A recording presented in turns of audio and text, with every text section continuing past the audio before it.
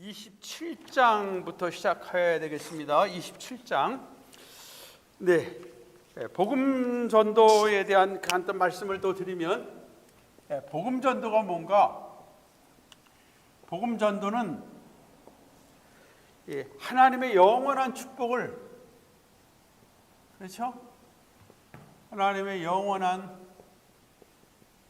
축복을, 이 축복에 참여하게 하는 것, 그렇죠? 참여하게 하는 것.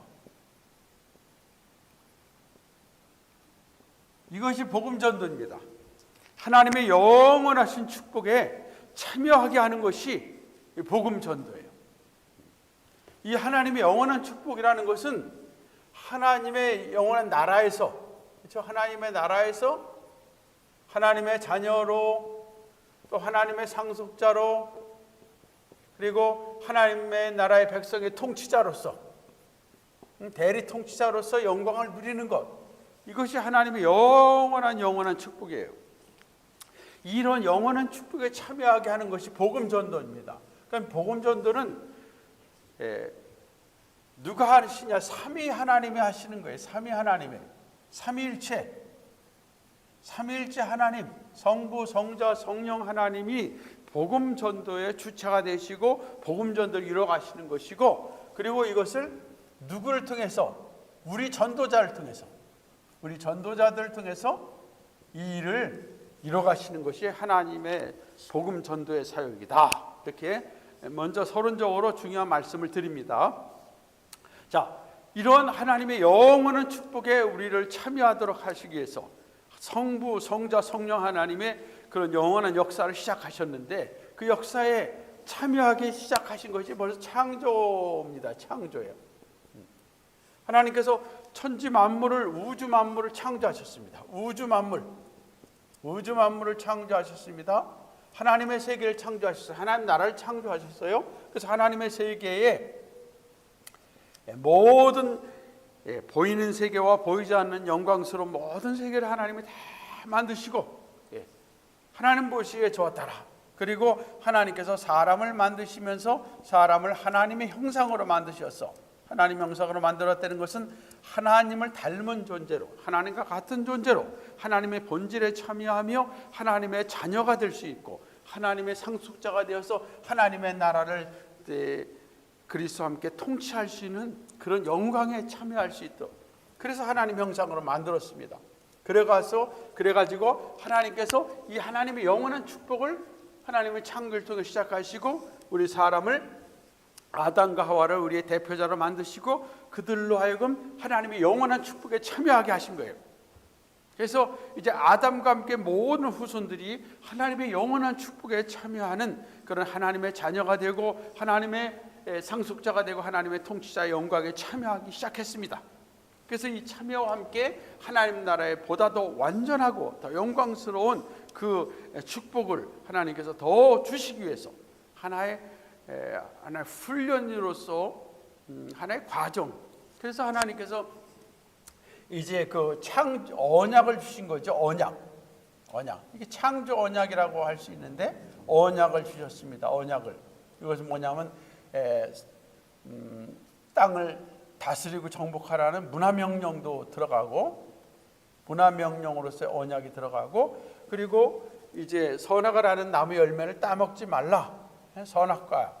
이걸 통해서 하나님께 순종의 명령, 이런 명령을 통해서 하나님의 말씀에 온전히 순종하고, 그리고 하나님의 나라를 온전히 잘 정복하고 다스리고 그 안에서 충만한 가운데서 하나님의 이 축복의, 영원한 축복의 보다 더 higher state, 보다 더 높은, 더 완전한 그런 영광에 참여하도록 하나님께서 이런 창조의 언약을 맺으신 겁니다. 그런데 이런 창조의 언약에 실패를 했어요. 불순종으로 인해서. 불순종으로 인해 실패하고 타락하게 됐습니다. 타락함으로 말미암아 이제 하나님의 영원한 축복에서 완전히 떨어져 버린 거예요. 타락이라는 것은 그 축복에서 완전히 이제 멀어지고, 그래서 모든 사람들이 죄로 인해서 죽음이 오고 죽음과 함께 영원한 지옥의 형벌에 떨어지게 됐고요. 그리고 하나님이 창조한 세계도 하나님의 저주 아래서, 하나님 모든 세계 하나님의 저주 아래 놓이게 됐습니다. 하나님의 저주 아래 놓이게. 이런 것을 하나님께서 이제 성부 하나님께서 이런 일을 창조하시고 이런 일을 이루신 가운데서 성부 하나님께서 약속을 주십니다.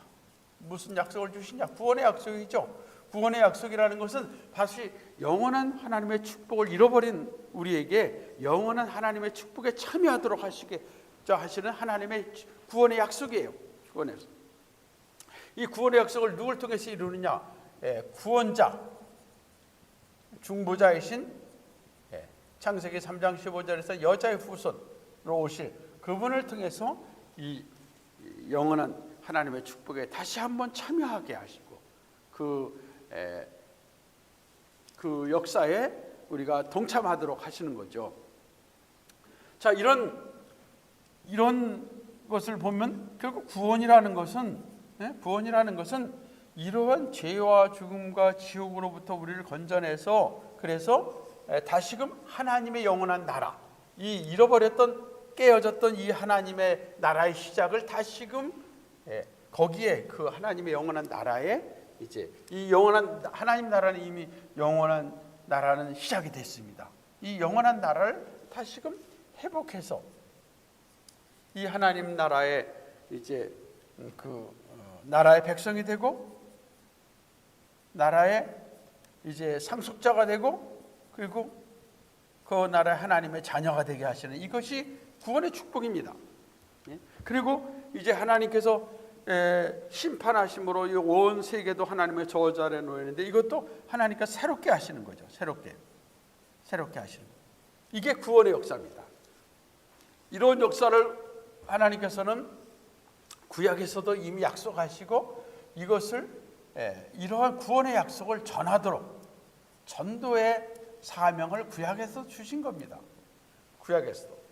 그래서 모든 구약에서 구원받은 백성들은 열방을 향해서 복음 전도의 사명을 그들은 가진 것이고요. 그런 가운데 특별히 하나님께서 아브라함을 택하시고 아브라함의 후손을 그의 모든 후손을 하나님이 택하심으로 해서 이것은 이들만 구원하시고자 하시는 것이 아니라 이들을 통해서 이 후손을 통해서 열방의 증인이 되게 하시는 거예요. 열방의 구원에 특별히 구원의 전도자들로서 저들을 훈련시키고 저들을 열방의 증인이 되도록 하시기 위해서 하나님은 아브라함과 아브라함의 후손을 택하신 것이고 그리고 이 후손을 통해서 오실 메시아 구원자가 사람의 몸을 입고 오셔야 되니까 오실 메시아에게 오실 통로로서 저들을 택하신 것뿐입니다. 그러나 구원의 문제만큼은 아브라함도 믿음으로 구원받는 것이고 어떤 믿음이에요? 하나님께서 약속하신 이 구원자를 믿는 믿음으로 구원받는 것이고 하나님을 믿는 하나님의 구원자이신 하나님을 믿는 믿음으로 구원받는 것이고 그런 가운데서 마침내 하나님께서 그의 아들을 보내시잖아요. 성자 하나님을 보내십니다. 성자 하나님께서 보내십니다. 성육신 하셔서 참 사람이 되십니다. 참 사람의 몸을 입고 오셔서 이 땅에서 우리의 의를 그분만큼은 죄가 없이 완전한 의를 이루셨어요. 첫째 아담은 불순종함으로 범죄해서 죄인의 대표가 됐지만 둘째 아담으로 오신 대표자이신 예수님은 완전한 순종으로 해서 의의 대표가 되셨습니다. 의의 대표자가 되셨습니다. 그리고 십자가에서 우리의 죄를 대신해서 모든 죄를 해서 대신해서 죽으심으로 죄 용서함을 얻게 하셨어요. 죄용서를 얻게 하시고 그리고 자신이 이루신 그 완전한 의를 우리에게 전가하는 의를 전가해 주셨어요. 그래서 십자가를 통해서 우리는 우리의 죄가 예수 그리스도께 전가됨으로 우리의 죄가 없는 자가 됐습니다. 죄가 없는 자가 됐을 뿐만 아니라 십자가에서 예수 그리스도께서는 자신의 의를 우리에게 전가시켜 주심으로 이제는 하나님 보실 때 우리가 죄 없는 자일 뿐만 아니라 죄 없는 자가 뿐만 아니라 하나님의 의를 예수 그리스도의 완전한 의를 가진 자가 됐어요. 의를 가진 자가 되셨어요. 그리고 부활을 통해서 우리로 하여금 영생, 몸의 부활, 우리 몸까지 영생하는 완전한 구원을 이루셨습니다. 우리의 구원은 영혼의 구원만이 아니라 우리의 육체의 몸의 구원까지가 우리의 완전한 구원이거든요. 그럼 완전한 구원을 이제 이루는 면에서 십자가 부활을 통해서 예수님께서 완전한 구원을 성취하셨어요. 그래서 이제 예수님을 믿는 자마다 예수님이 우리의 구원자이신 걸 믿는 자마다 우리가 이제 아담의 후손에서 이제는 예수 그리스도의 라인에 선 예수 그리스도의 후손이 되는 겁니다. 믿음의 후손이 되는 거죠. 자, 이래서 예수 성자 하나님께서는 이 복음 전도의 이 그 사역을 성취하신 거죠. 성자 하나님께서는 복음 전도의 일을 계획하시고 이 일을 계획하셔서 영원한 하나님의 축복에 참여하도록 하신 거예요. 그래서 복음 전도의 역사를 이루시는 가운데서 창조하시고 그리고 구원을 약속하시고 마침내 성자 하나님께서 오셔서 이 구원의 이 복음을 성취하신 거예요. 그리고 성자 하나님께서 전도의 대명령을 주셨잖아요. 전도 대명령. 가서 전하라. 예수 자신이 구원자이심을 전하라고 말씀하셨어요. 전도의 대명령을 주셨습니다. 그래서 성자 하나님께서는 복음 전도를 계획하시고 그러면 성자 하나님께서는 복음 전도를 성취하시고 그것을 명령하신 분이시다. 이렇게 우리가 구별해 볼 수 있겠습니다. 그러면 성령 하나님이 오셔서 이제 그럼 성령 하나님께서 오셔서 이제 전도 대명령을 우리를 통해서 이루셔요. 전도 대명령을. 그래서 전도자를 세우시고 전도자들로 하여금 복음 전도의 사명을 감당토록 하시는 분이 성령 하나님이세요. 성령 하나님. 그리고 이 복음 전도를 통해서 성령 하나님께서 이 구원을 적용시키시는 거예요. 적용. 그래서 개개인의 심령 속에 이 복음 전도의 역사가 일어나게 해서 그리고 그들을 구원받게 하는 것이 이게 성령 하나님의 역사십니다. 성령 하나님의 역사예요. 자, 이것을 우리가 이제 성부, 성자, 성령 삼위일체 하나님의 구원 사역을 여러분이 전체적으로 이해하시고 그리고 그러면 여기서 복음 전도는 또 복음 전도라는 것은 결국 하나님의 영원한 나라의 축복에 참여하는 것인데 그러면 복음 전도는 복음 전도를 영원 구원만을 우리가 생각하면 안 되죠. 영원 구원 플러스 먼저 영원 구원이 이것은 영원 구원은 결국은 우리 몸의 구원까지 포함시키는 우리 전인 구원이라 할 수 있죠. 이것이 복음 전도의 가장 중요한 목적이에요. 가장 중요한 목적이에요. 그래서 먼저 한 사람 한 영혼을 구원해내는 것이 복음 전도의 가장 중요한 목적이고 그리고 난 다음에 그 다음의 목적은 복음 전도의 결과로서 무엇이 필요하냐면 그 요즘에 사회 구원이라는 표현도 좀 쓰고 있는데 사회 구원이라는 것은 왜 하나님께서 창조하신 세계도 저주 아래 빠졌거든요. 근데 예수 그리스도를 통해서 이제 하나님 나라가 시작이 됐지 않습니까? 하나님의 나라가 시작됐다는 건 뭐예요? 바로 하나님을 믿는 백성들이 하나님 나라에 들어와서 하나님의 그 영광스러운 구원에 참여하게 됐다는 것뿐만 아니라 하나님의 세계까지도 변화시켜야 되잖아요. 그러니까 이 땅에서 우리의 복음 전도가 영혼 구원, 몸의 구원, 한 사람 한 사람의 구원뿐만 아니라 이 땅의 사회까지도 변화시키는 역사가 우리를 통해서 부족하지만 일어나야 되는 거예요. 그래서 마지막에 주의 재림의 그날에 여기서 이제 재림이 나오지 않습니까? 재림의 그날에 우리를 완전히 몸의 구원까지, 몸의 부활까지 이루어지는 완전한 구원을 이루시는 거예요. 주의 재림의 그날에. 그리고 또 주의 재림의 그날에 새 하늘과 새 땅으로서 완전한 이 세상을 새롭게 하시는 일도 이루시는 겁니다.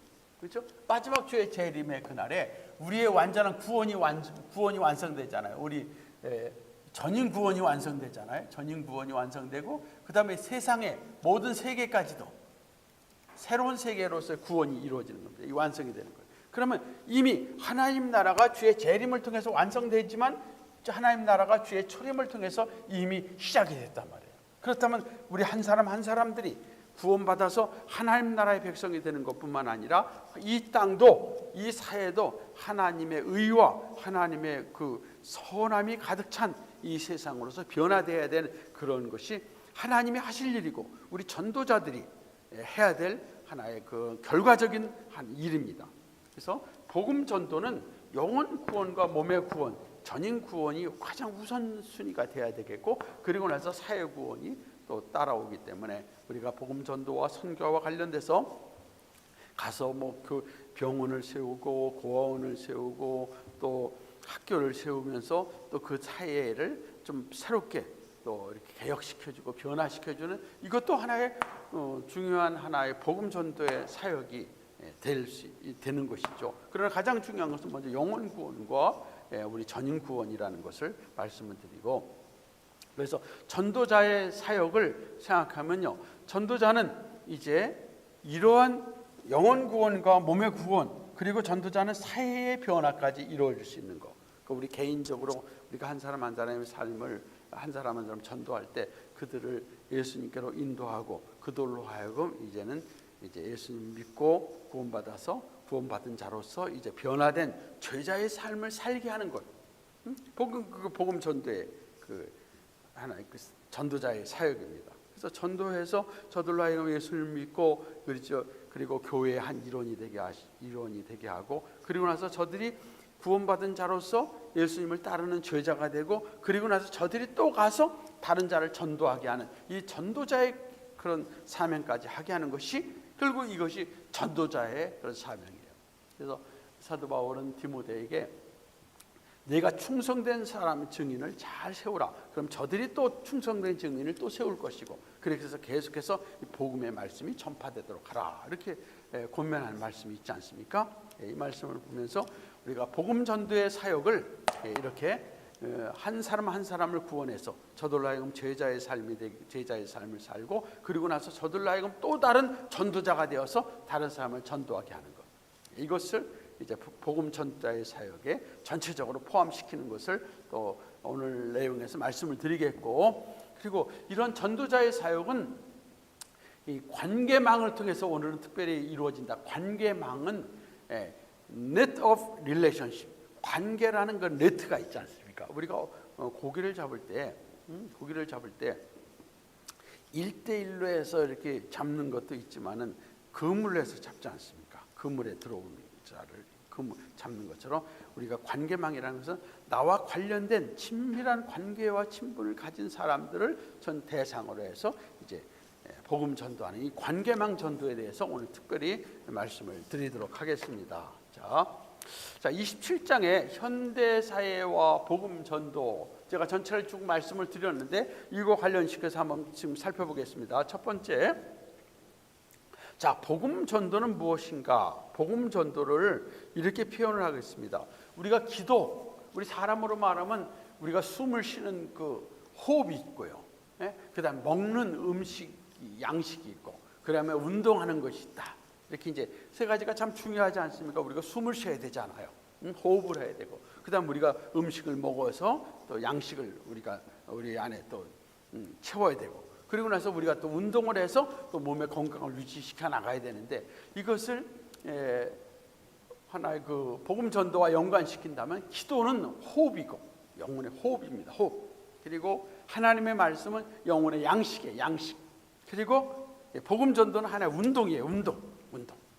그래서 우리가 호흡도 중요하고 음식을 먹는 양식도 중요하고 그러면서 좀 움직여서 우리가 운동을 해야 되죠.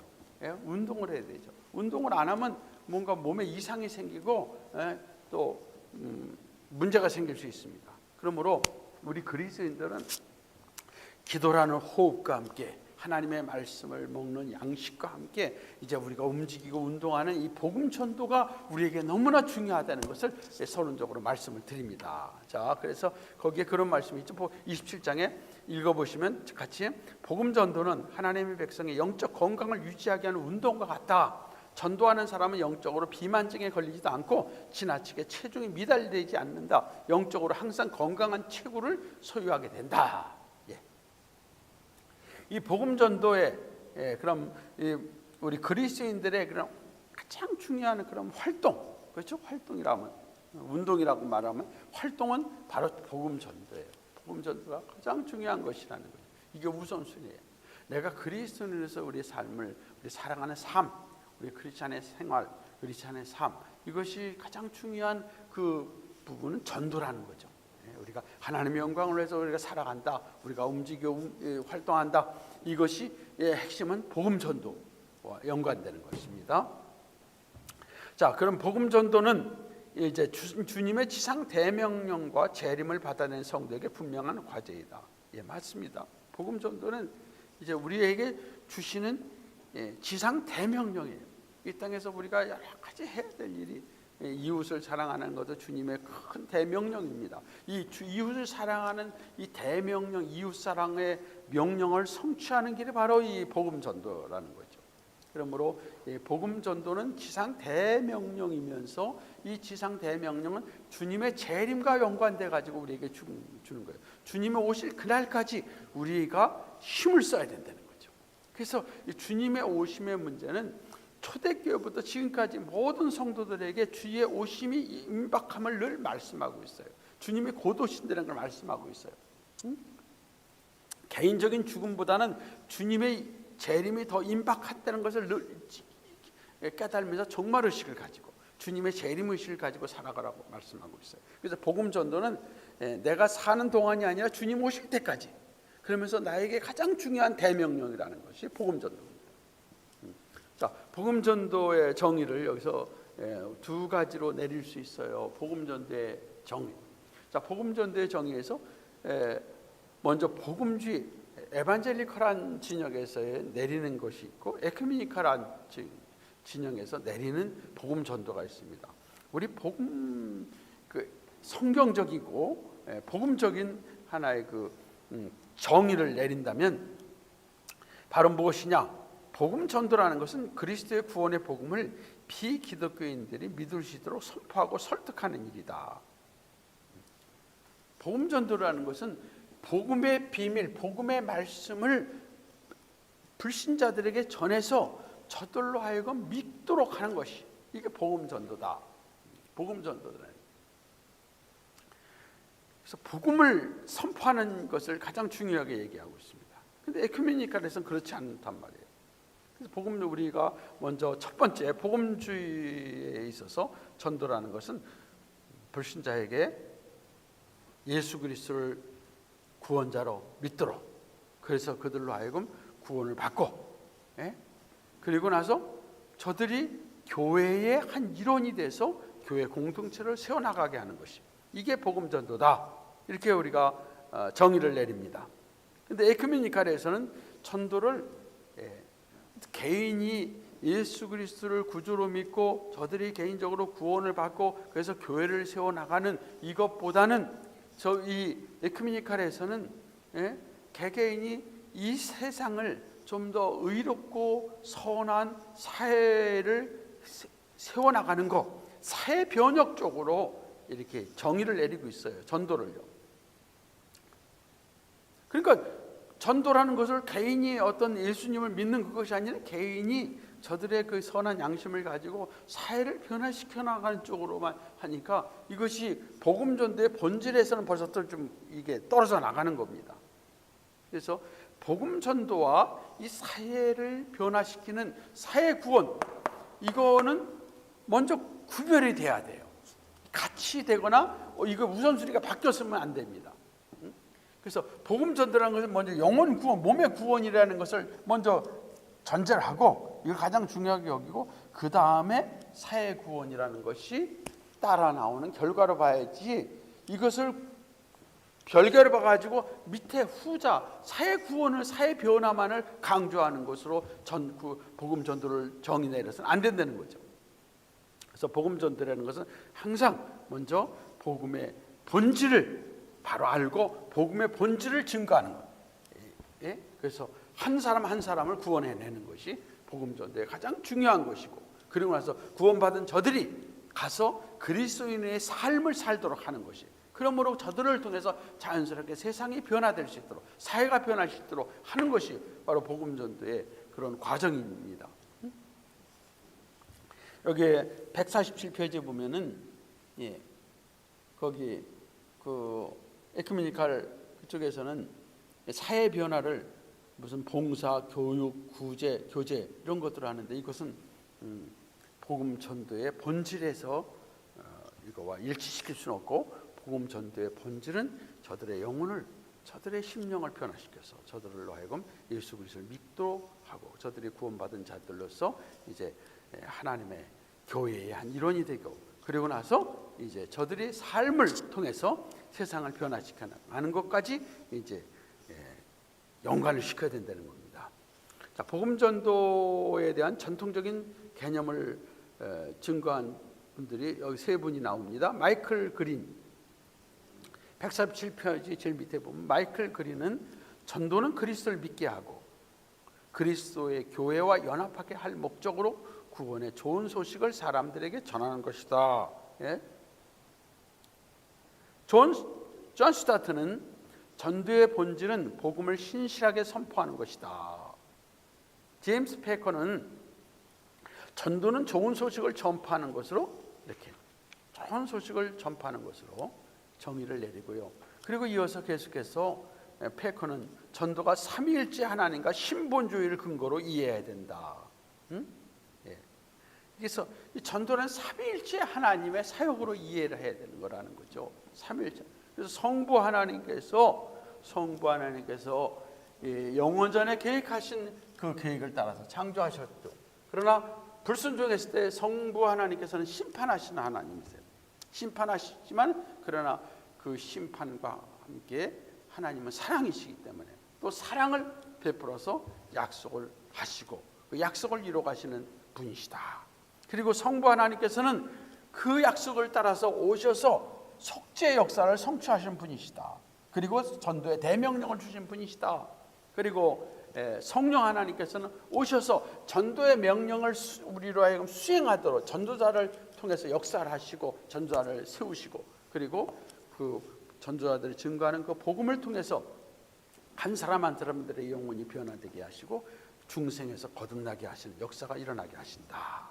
이 삼위 하나님의 사역을 특별히 이렇게 잘 설명을 하고 있습니다. 한번 읽어보시고. 그래서 전도는 하나님께서 하시는 일이다. 삼위일체 하나님이 하시는 일이다. 전도는.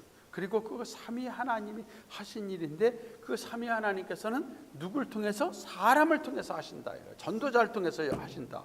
그러므로 성경에서는 전도자를 하나님의 동역자라고 말씀하고 있어요. 사도 바울은 우리는 하나님의 동역자라고 말씀하고 있잖아요. 하나님이 우리를 통해서 일하시기 때문에 우리는 하나님과 함께 일하는 동역자다. 이렇게 정의를 내리겠습니다. 자, 루이스에 대해서, 루이스가 한 말을 한번 우리가 읽어볼 의미가 있습니다. 자, 148페이지 중간에 C.S. 루이스의 말은 묵상할 가치가 있다. 하나님께서는 피조물에게 맡길 수 있는 일은 어떤 것도 직접 하지 않으신다.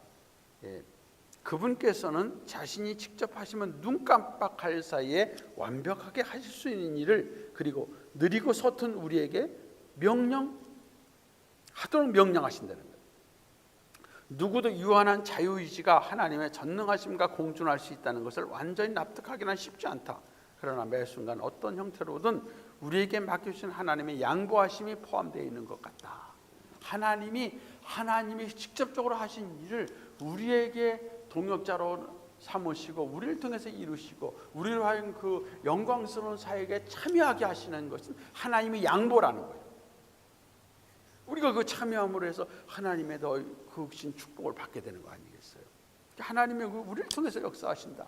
그러니까 전도는 참 이 말씀을 묵상하면서 볼 때는 전도는 하나님이 하시는 가장 위대한 사역이고 하나님이 친히 직접적으로 하실 수 있는 그런 가장 큰 영광스러운 영원한 사역인데 이 사역을 우리를 통해서 이루시니까 그래서 성경 보면 천사도 흠모하는 예? 그 일을 흠모하겠네. 우리 찬송가에 있습니다.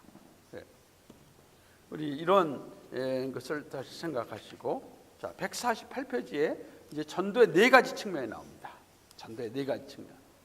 첫째, 전도를 삼위일체 하나님의 측면에서 살펴보고 두 번째는 교회 측면에서 살펴보고 세 번째는 우리 신자들의 크리스찬의 측면에서 살펴보고 네 번째는 불신자의 측면에서 전도를 살펴보자 하는 거죠. 자, 전도는 삼위일체 하나님의 측면에서 보면은 하나님의 소원이에요. 하나님이 가장 원하시고 하나님이 가장 기뻐하시는 일이 바로 전도다. 그러니까 이 생에서 하나님의 뜻이 무엇인가? 하나님의 가장 기뻐하시는 일이 무엇인가? 하나님의 선하시고 온전한 귀한 뜻이 무엇인가는 바로 전도라는 거예요. 예. 우리가 뭐 여러 가지 이 땅에서 해야 될 일이 많이 있지만 할 수만 있으면 우리가 이렇게 전도의 사역에 복음 전도의 사역에 우리가 전념하는 것이 가장 중요하고 그러나 이거 전념하지 못하자면 우리의 삶의 영역 속에서 우리가 또 물질을 통해서 아니면 삶의 영역 속에서 우리는 만나는 사람마다 우리가 복음 전도의 대상으로 삼는 것이 가장 중요하다는 거예요. 그래서 첫 번째 삼위일체 하나님의 측면에서 전도는 이와 같이 가장 하나님이 기뻐하시고 하나님이 원하시는 소원이다. 예수님께서 비유를 우리에게 주셨는데 양 100마리 가운데에서 한 마리 잃어버린 양을 찾기 위해서 그 목자가 그 99망을 놓고 한 마리 양을 찾으러 간다. 우리가 상식적으로 보면 99망이 99마리의 양이 위험에 처해 있습니다. 목자가 없을 때 한 마리를 찾으러 간다는 것은 99마리를 놓아두고 간다는 것입니다. 그럼 거기서 강조하는 것은 99마리를 그냥 뭐 포기하는 것이 아니라 한 마리의 양을 찾기 위해서 99마리를 내려놓는다는 것은 그만큼 잃어버린 자를 찾는 것, 영혼을 구원하는 것이 하나님의 그만큼 중요한 하나님의 일이라는 것을 여기서 말해주고 있는 겁니다. 비유 가운데서요. 자, 그다음에 또 하나는 예수님께서 3년 동안에 하신 일이 예수님의 3년 동안의 지상 사역의 가장 것이 하나님 나라를 증거하고 저들로 하여금 하나님에 대해서 하나님의 복음에 대해서 증거하고 자신이 십자가에서 죽는 일에 대해서도 증거하면서 마지막에 저들이 그걸 이해를 못했기 때문에 그렇지 예수님께서 이 땅에 오신 것은 많은 자들을 위해서 자신을 대성물로 주기 위함이라는 복음의 말씀을 전하면서 하나님의 말씀을 전하면서 복음 전도의 사역이 예수님의 3년 동안의 지상 사역의 중심이었다는 것 우리가 생각하시고 그리고 예수님께서 두루두루 다니면서 복음 전도에 힘을 쓰시는 것을 볼 수 있습니다. 그리고 마가복음에 보면 우리가 다른 가까운 마을들로 가자. 거기서도 전도하리 이를 위하여 내가 왔다. 예수님께서 오신 이 사역에서 중요한 복음 전도의 사역을 말씀하고 있습니다. 잃은 자를 찾고자 하시는 하나님의 기뻐하시는 소원은 지상 대명령으로 이어진다. 전도 사역은 지상 대명령을 통해 주님의 제자들인 그리스도인들에게 대대로 위탁되어 내려오다가 오늘날 우리의 사역이 된 것이다. 이렇게 잃어버린 자를 찾고자 하시는 하나님의 그런 소원 그리고 예수님께서 이 땅에 오셔서 이루신 귀한 그 복음 전도의 사역 그것을 우리에게 또 대명령을 주셨습니다. 이 전도 선교에 대한 지상 대명령은 계속해서 주님의 제자들인 그리스도인들에게 계속해서 이것이 주어진 것이고 그러므로 말미암아 2000년 전부터 오늘 우리에게까지 주어진 그런 사명이다, 사역이다 말씀입니다. 이런 복음 전도를 통해서 하나님 나라는 점점 확장이 되는 거예요. 하나님 나라는 확장이 되는 거예요. 어떻게 하나님의 나라가 확장되냐? 하나님의 나라의 가장 중요한 것은 하나님의 백성들 아닙니까? 그리고 하나님의 그 나라가 새로워지는 거 아닙니까? 그러면 결국 복음 전도를 통해서 하나님 나라의 백성들이 점점 늘어나는 건 복음 하나님 나라가 확장되는 것이고, 그리고 하나님의 백성들이 속한 그들의 삶을 통해서 그 세상이 좀 더 새로워지는 가운데서 하나님의 현재적인 나라가 점점 확장된다는 차원에서 우리가 생각할 수 있고, 마지막 재림의 그날에 하나님 나라가 완전히 새로워지는 완성되는 그날이 올 때 이제 새 하늘과 새 땅이 만들어지는 것이고, 그리고 하나님께서 구원받은 자들을 완전히 구원하셔서 영혼의 구원뿐만 아니라 우리의 몸의 부활을 통한 우리의 구원을 이루시는 것을 우리가 생각하셔야 되겠습니다. 자, 두 번째, 그러면 복음 전도를 교회 측면에서 본다면 무엇인가? 교회 측면에서 우리가 볼 때, 자, 교회는 교회의 내적인 사명은 예배입니다. 예배예요. 예배와 말씀을 가르치면서 교육이죠. 예배와 교육이라는 안에서의 그 사역이라면, 그럼 교회의 외적인 사역은 전도입니다. 전도하고, 또 전도에는 아까도 말씀드린 것처럼 거기에 필요한 또 사회 봉사나 섬기까지도 따라와야 되는 것이죠. 그러면 교회 측면에서 복음 전도를 생각한다는 것은 교회의 하나의 중요한 사명입니다. 그리고 교회가 성장하는 것에 있어서, 교회가 점점 사도행전에 보면 점점 성장하고 점점 확장되는 것에 있어서는 전도가 가장 중요한 거죠. 우리가 이 교회 성장에 있어서는 출생에 의한 전도가 있잖아요. 이 무슬림들이나 이런 사람들은 그냥 유대교도 좀 그렇지만은 그냥 출생에 의해서 저들은 막 성장해 나가는 것을 볼 수 있는데, 우리 기독교인들은 출생에 의해서 성장은 별로 없잖아요. 그러니까 우리 교회적인 측면에서 복음 전도는 교회의 외적인 성장에 가장 중요한 하나의 도구다.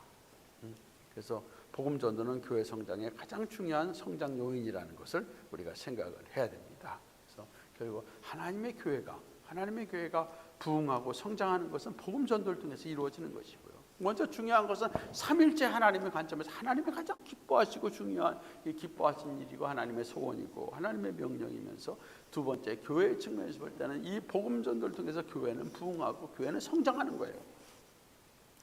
세 번째, 신자의 측면에서는, 우리 그리스도인들의 측면에서는 복음 전도는 명령입니다. 지상 대명령이에요. 가장 중요한 책임입니다. 우리가 이 가장 중요한 책임을, 복음 전도의 책임을 우리는 가지고 있어서 이제 우리는 복음을 땅까지 전해야 돼요. 성경에서 우리에게 주고 있는 것은 하나님을 사랑하고 내 이웃을 내 몸같이 사랑하라 그랬어요. 그럼 하나님을 사랑하는 길은 어떠냐? 보이는 사람을 사랑한다는 거죠. 요한일서 보면 보이는 사람을 사랑하지 못하면서 어떻게 보이지 않는 하나님을 사랑할 수 있겠느냐 말씀하시죠. 그럼 보이는 사람을 사랑한다. 그럼 보이는 사람을 사랑하는 것이 가장 중요한, 그들을 사랑하는 것은, 그들은 돈을 주고 어떤 구제를 하고, 그것도 그들이 이 세상에 잠시 살아가는 동안에 좀 여러 가지 그들을 도와주는 것도 이웃사랑이 될 수 있겠지만, 가장 중요한 건 저들이 영원한 지옥의 형벌에 당하지 않고 저들이 구원받아서 하나님의 나라의 백성이 되게 하는 것이 가장 저들을 사랑하는 거죠. 그래서 이런 신자의 측면에서 복음 전도는 하나님의 지상 대명령을 성취하는 것이고, 그리고 이웃사랑을 실천하는 것이다. 사도 바울은 특별히 자기 민족을 위해서 이방의 모든 사람들을 향해서도 나는 항상 빚진 자다, 그 빚을 갚는 심정으로, 사실은 그가 성경에서 빚을 갚는다는 것이 두 종류가 있다고 그랬죠. 빚을 갚는 것은, 먼저는 1대1의 관계 속에서는 나에게 빚진 자가 있을 때 그 사람이 내가 빚을 갚아야 될 대상이에요. 그러나 또 하나는 내가 빚어야 될 대상에서 그 사람이 나한테 갚지 말고 이 사람에게 갚으라, 그래서 딴 사람은 제3자에게 그 빚을 갚으라고 할 때 있으면 제3자가 내가 빚을 갚아야 될 빚진 자가 되는 거죠. 그럼 이게 지금 후자 두 번째 말한 것처럼 하나님의 사랑의 빚을 줬어요. 예수 그리스도의 그 사랑의 빚을 줬습니다. 예수께서 우리를 위해서 죽으시고 우리를 구원해서 그 영광스러운 그 나라의 백성에게 축복을 주셨습니다. 이 사랑의 빚진 자가 됐어요. 하나님에게, 예수님에게 빚을 졌어요. 근데 예수님께서 말씀하셨는데 그 빚을 나한테 갚지 말고 다른 사람들에게, 안 믿는 사람에게 복음을 전함으로 해서 갚으라고 말씀하셨으니까 우리는 안 믿는 자들이 우리에게 어떤 면에서 빚진 자가 돼버린 거예요. 예수님의 그 사랑의 빚을 우리가 갚아야 되니까요. 예, 예. 여러분 그렇게 아시고, 자 그다음에 이제 신자 측면에서 사도 바울은 그렇게 민족에 대해서, 다른 민족에 대해서 사랑을, 자기 민족에 대한 또 사랑도 보였습니다. 심지어 뭐 어떻게까지 했느냐, 어떻게까지 했느냐, 나의 형제 곧 친척을 위하여 내 자신이 저주를 받아 그리스도에게 끊어지기를 원하는 바로다. 내가, 예수님께서 우리를 위해서 십자가에 죽으시고 우리를 대신해서 죽으시고 우리에게 영원한 하나님의 저주까지 당하셨잖아요. 저준 거. 그래서 우리를 구원하셨습니다. 사도 바울은 내가 예수님처럼 유대 자기 민족을 위해서 죽어서 그 대신해서 저들을 해서 저주를 당해서 영원한 예수님처럼 그런 형벌을 당함을 통해서 저들이 구원받을 수 있다면 내가 그렇게까지 하겠다는 그러한 마음을 그는 표현하고 있습니다. 자, 이제 우리 150페이지에 넘어가면 우리가 이 구원의 확신, 우리 그리스도의 사랑에 대한 확실한 이 뜨거운 체험을 가지고 우리가 이거 가지고 이 구원의 확신이 있을수록 주님의 사랑에 대한 뜨거운 체험을 할 수 있도록 우리는 가만히 있을 수가 없어서 가서 전하는 거죠. 증인되는 거예요. 그래서 그리스도의 증인이 된다는 것은 내 구원의 확신이 강하게 우리에게 심어질 때이겠지 비로소 가능할 수 있는 거고요. 그리고 그리스도의 사랑에 감격할 때 우리가 증인이 될 수 있는 겁니다. 이런 것이 정말 우리의 마음속에 구원의 확신이 강하게 일어나며 정말 그리스도의 사랑에 충만한다는 것은 결국 이게 성령 충만이에요. 성령께서 우리 안에 충만히 역사할 때 바로 무엇이 우리로 하여금 구원에 대한 확신, 하나님의 자녀가 되고 하나님 나라의 백성이 되고 하나님의 영원한 나라를 상속받는 상속자가 된다는 이 귀한 축복을 확신하게 되고, 그리고 나 같은 죄인을, 내가 원수 되었을 때, 하나님과 대적했을 때, 내가 죄인 되었을 때 하나님께서 이 큰 사랑을 보이시고 예수님이 나를 위해서 죽으신 이 큰 사랑에 감격할 것이 성령님이 우리 안에 계실 때 그 사랑에 감격하게 되거든요. 그러므로 우리는 성령 충만한 역사를 결국 증인으로서의 우리 삶을 살게 하는 겁니다. 살게 되는 거죠. 자, 그럼 네 번째, 복음 전도를 불신자의 측면에서 한번 보는 겁니다. 불신자의 측면에서, 믿지 않는 자들의 측면에서는 복음 전도는 뭐냐? 저들은 복음 전도가 저들에게 소망이에요. 유일한 소망이에요. 자기들이 소망이에요. 근데 그들은 깨닫지 못해서 그렇지만 사실은 저들의 유일한 소망이에요. 왜? 복음 전도가 없으면 저들은 영원한 지옥으로 떨어지는 거거든요. 그러니까 복음 전도를 통해서만이 저들은 구원을 받을 수 있기 때문에 저들은 복음 전도가 저들에게 유일한 소망이에요. 소망입니다. 저들은 그것을 깨닫지 못하지만 사실 불신자의 진정한 소망은 복음 전도입니다. 그러므로 저들에게 불신자에게 가서 뭐 먹을 걸 나눠주고 좋은 걸 나눠주고, 그것보다 가장 먼저 우리가 저들에게 나눠줘야 될 것은 복음이에요. 예수님의 그 십자가의 복음입니다. 예수님을 전하는, 예수님만이 구원자이시고 예수님께서 우리에게 영원한 소망, 영원한 그 나라를 주시는, 그 참여하게 하시는 축복을 주신다는 것을 전하는 것이 불신자의 측면에서 가장 중요한 거죠. 그래서 복음 전도의 측면, 불신자의 측면에서 복음 전도는 저들의 유일한 소망이고 가장 중요한 소망이다. 오직 저들에게 유일한 소망이다.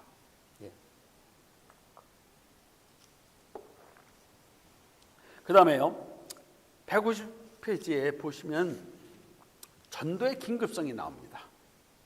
전도가 얼마큼 에머전시, 급한 것인가? 왜? 전도의 기간이 두 가지로 정해집니다. 두 가지로. 첫째는 우리 그 사람이 죽기 전에, 아니면 주님의 재림이 있기 전까지의 기간이에요. 그래서 불신자도 마찬가지겠고요. 불신자도, 전도자도 마찬가지고, 개인적인 그 죽음 있기 전까지 전할 수 있는 기한이에요. 그리고 주님이 재림하시기 전까지 전할 수 있는 기간이에요. 그런데 문제는 자기 개인이 언제 죽을지 모르는 거 아니에요. 그리고 불신자도 언제 저 사람이 복음을 전하는 사람이 죽을지 모르지 않습니까? 더 나아가서는 주님이 언제 오실지, 곧 오실지, 성경에는 우리 개인적인 죽음보다는 주님의 오심이 늘 더 임박한 것으로 늘 준비를 하고 있고 말씀하고 있고, 그리고 성경에서 권면할 때 너희가 죽기까지 이렇게 살아야 된다고 하지 않고 너희가 주님 오신 그날까지 흠 없이 너희가 주님 오실까지 믿음의 선한 싸움을 싸우길 바란다고 성경으로 권면하고 있습니다. 그래서 그것을 보면 전도의 긴급성을 보면 그들이 복음 전도자들이 복음을 듣는 불신자들이 죽기 전에 이걸 들어야 돼요. 그래서 저들이 지옥 가지 않고 영원한 천국으로 하나님 나라의 구원을 받아야 돼요. 그리고 주님 오시기 전까지. 그런 면에서 복음 전도는 긴급성이 있다. 자, 그래서 이 구원의 기회, 구원받을 수 있는 기회는 복음 전도를 듣는 것이고, 복음을 듣는 것이고, 그리고 이것은 무엇보다도 가장 중요한 우선순위로서 우리가 이 세상 주님 오실 그날까지 우리의 개인적인 정말 죽음 전까지 우리가 힘을 써야 될 일이다. 네. 자, 그러면 보시고 150페이지에 보면 제일 밑에 쪽에 보겠습니다. 자, 전도라는 것은 또 교회라는 것, 성령, 종말은 어느 하나 떼어놓을 수 없는 그런 아주 밀접한 관계로 서로 연결됐다. 구원이라는 식탁으로 생각해 보시면요, 구원의 식탁. 예. 자,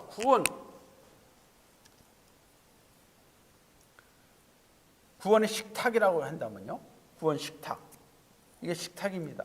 그러면 다리가 4개가 있다고 생각해 보세요.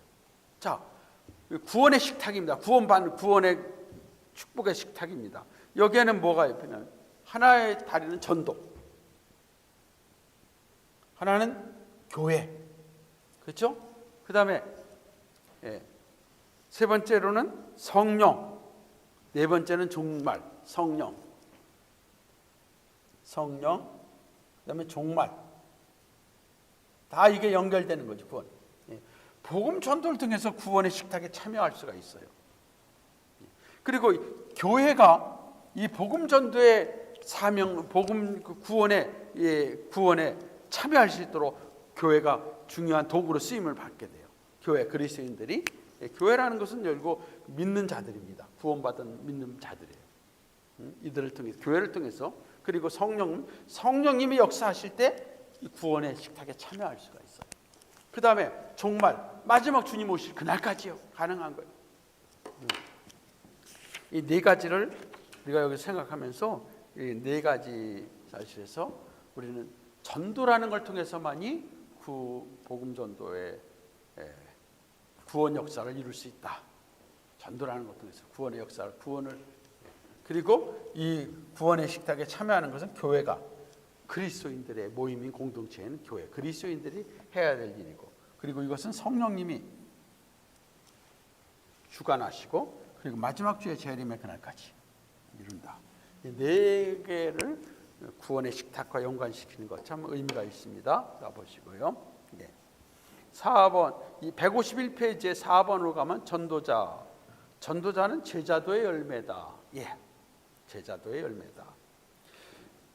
처음 초신자들이야 그렇지 않겠지만, 초신자로 저들이 교회를 나와서 결국 예수님을 믿게 되는 것으로 끝나는 것이 아니라, 결국 예수님을 믿고 저들이 이제는 주의 제자로서의 훈련을 받아가지고 그 제자로서의 삶으로 또 다른 제자를 만드는 전도자가 되게 하는 것. 그래서 전도자는 제자도의 열매다. 그러므로 제자 훈련은 뭐예요? 주님의 그 명령에 따라서 바로 전도자가 되게 하는 훈련이에요. 제자 훈련이라는 것은, 주님을 따르는 제자가 되게 하는 훈련이라는 것은 전도자가 되게 하는 훈련이라는 거죠. 그래서 제자 훈련의 열매가 전도자다. 전도자의 훈련으로서 3단계, 제자 훈련 3단계. 그래서 진정으로 우리가 구원받은 불신자들이 전도자에까지 나가는 그런 제자 훈련, 전도자로서의 그런 준비된 자로서 나갈 수 있도록 하는 것까지의 3단계가 있습니다. 첫 번째는요, 바로 뭐냐면 청산의 단계인데, 청산의 단계예요. 청산의 단계에 있어서 먼저 중요한 것은 그 칭의, 하나님의 주시는 칭의를 통해서의 그 정체성에 대한 선포가 먼저 주어집니다.